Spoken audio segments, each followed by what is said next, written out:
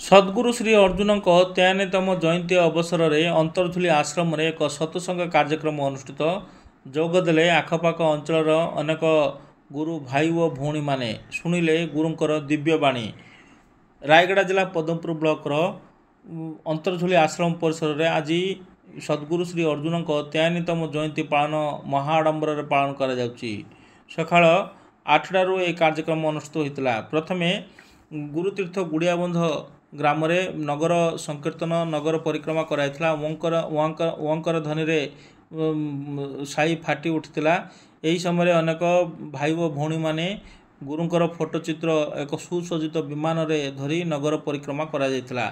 मिष्टान बंटन और वृक्षरोपण कार्यक्रम मध्य अनुष्ठित होता। गुरुंकर नाम निया जायथिला, गुरु वंदना कराइथिला। गुरुंकर ओंकार ध्वनि मध्य शोभा जाउथला। एही समय समस्त महिला एवं पुरुष भक्त माने उपस्थित रहिथिले।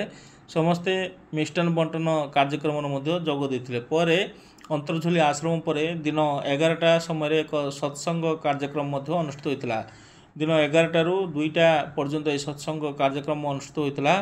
पर 3टा समय दीक्षा अपराह्न 3टा दीक्षा ग्रहण कार्यक्रम रही। तेबे एथिरे हजार हजार भक्त माने जोग देथिले। श्री अर्जुन को हजार हजार भक्त माने राज्य तथा राज्य बाहर आसी एठारे आश्रम परिसर रे जोग देथिले। पवित्र वंशधारा अववाहिकार अंतरझुली दिव्य दर्शन संघर आश्रम प्रतिष्ठा करा जायछि। एठारे गुरुंकर दिव्य बाणी गुड़िक शुणा जाउछि। एही अवसर में दिव्य सत्संग सह भाई भौणी माने द्वारा विभिन्न कार्यक्रम अनुष्ठित होता। संघर केंद्रीय सभापति पूज्य रवींद्रनाथ भाई, संपादक पूज्य केशव भाई, सदस्य पूज्य भुजंग भाई एवं पूज्य रामकृष्ण भाई जोगदे एठारे गुरुंकर समस्त मौलिक लक्ष्य उद्देश्य तथा सद्गुरु अवदान और महानता संपर्क में प्रवचन मध्य प्रदान कराइथिला। एही समय हजार हजार गुरु भाई और भौणी माने मध्य जोग देथिले। गुरु जयंती पालन शिष्य और शिष्यांक निमंते एक प्रमुख पर्व।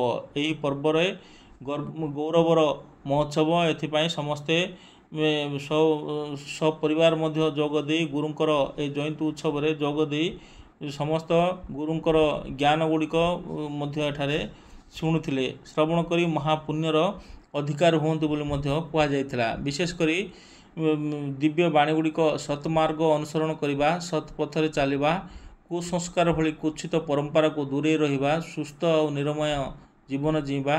ठीक एमिति कथा कहिथिले केंद्रीय कमिटर सभ्य भाई माने। तबे यही दिव्य बाणी गुड़िक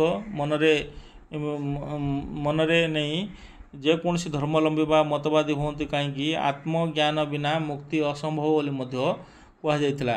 एथिरे समस्त भाई भौणी माने जोग देथिले एवं मान्यगण्य व्यक्ति जोग देथिले। गुणपुर विधायक मध्य एठारे उपस्थित रहिथिवार दृश्य देखा मिलता। एही समय समस्त अंचल लोक माने मध्य उपस्थित रही यही मान्यगण्य व्यक्ति माने जोग दे यही गुरुंकर दिव्य बाणी दीर्घ दिन 2टा पर्यंत यह कार्यक्रम जारी रहितला। ए होची सही दृश्य। एठारे दिव्य दर्शन संघ तरफ समस्त प्रकार व्यवस्था कराइथिला। तबे अन्नप्रसाद सेवन कार्यक्रम होता एवं 3टा समय गुरु दीक्षा कार्यक्रम रही केंद्रीय कमिटी पक्षर कहुला।